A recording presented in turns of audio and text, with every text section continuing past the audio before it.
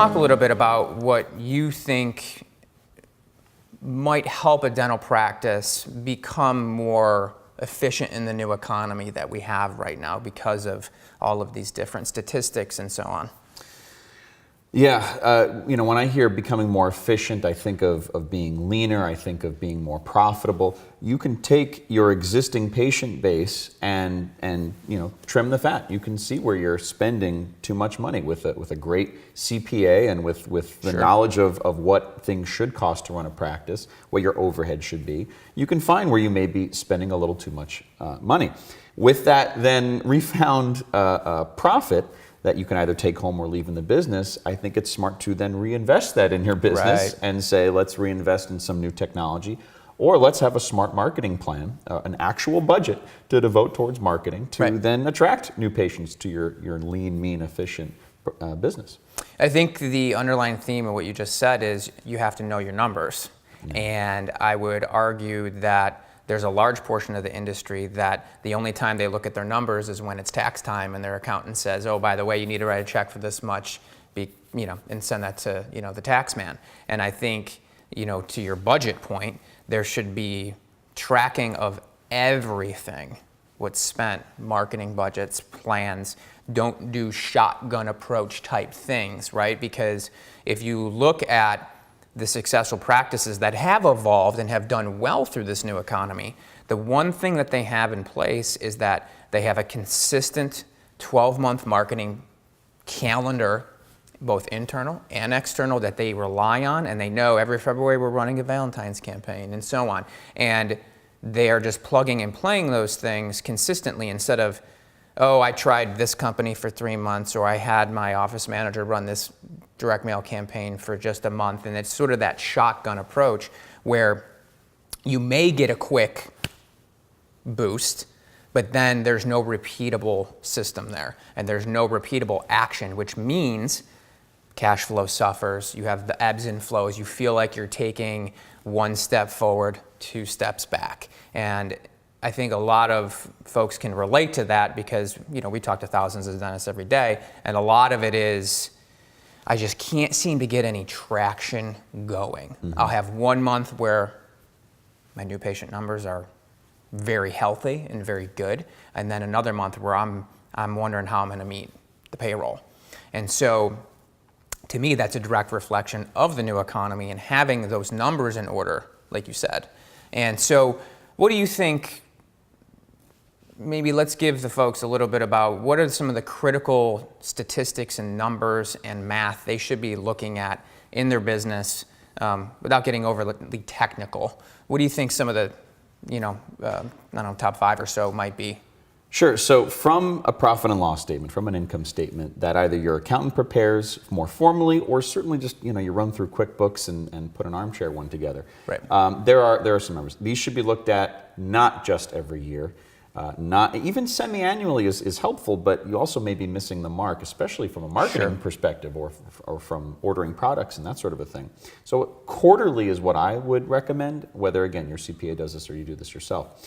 Some of the big things to look at for cost. The big ones, number one, without question, is the staff, is the team. That will take up between 20 and 30% of your overhead. So for every dollar in gross income that your practice collects, 30 cents of that dollar goes to paying your employees, or 20 to 30%. A more established practice with long-term employees, you're going to get closer to that 30%. A business that is younger employees, haven't been there for a long time, closer to 20%. And that includes their entire package. The other big ones then are lab, which can be anywhere from 7 to 10%, depending on if you do big cases, can even go a little bit higher than that. Rent, this is national averages. I understand, renting in New York City is not the same as renting in Nebraska, but about 5% is a good target. And then your materials, all of the cotton rolls and composites and all of those things should be between, say, 5 and 7%. And these are just rough numbers. Those are the big ones to look at. Everything else would fall into place, and then hopefully the dentist is taking home maybe 40% would be nice. So that means a practice that's running at 60% overhead. They take home 40 cents on the dollar. Well, that's the dream.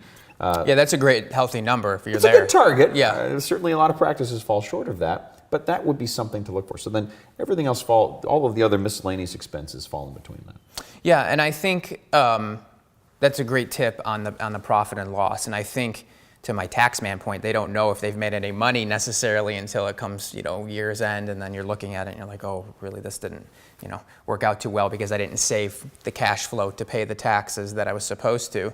And you end up getting stuck in that rat race of every month. So if you're doing a quarterly P&L evaluation, I think that's healthy. I think if you can have a formal quarterly review from a CPA and then maybe have a QuickBooks one that you're checking on monthly, so you can see your cash flow and you can see your overhead and your gross collections and things like that. I think doing a little bit of both of those things is very helpful, because you're always taking the temperature of your practice if you're doing that. You're never surprised. There's never a moment where you're like wondering how the next month may be. And I think to dovetail off your point with the numbers thing, I think for us specifically, what we like to coach our clients on is calculating the lifetime value of a patient and understanding that that number is just as critical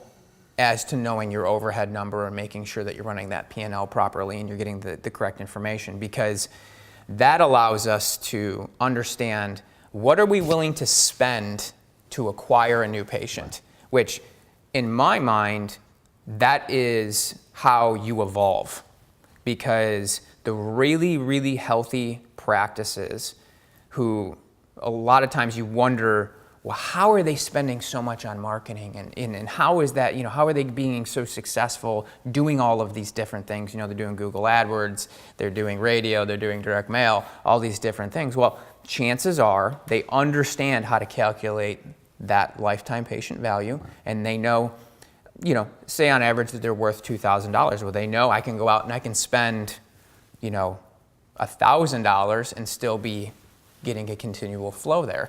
And I think most of the folks that we consult with, we do have to help them work through that number and understand that your competition who is evolving knows all of these numbers, and this should be something that you're constantly checking on, because we do want to get that value up as well. So not only should you know it from a marketing standpoint, but you should know it because if it's $2,000 this year, we'd like to maybe get it to $2,500 the following year, maybe adding additional services, bigger cases,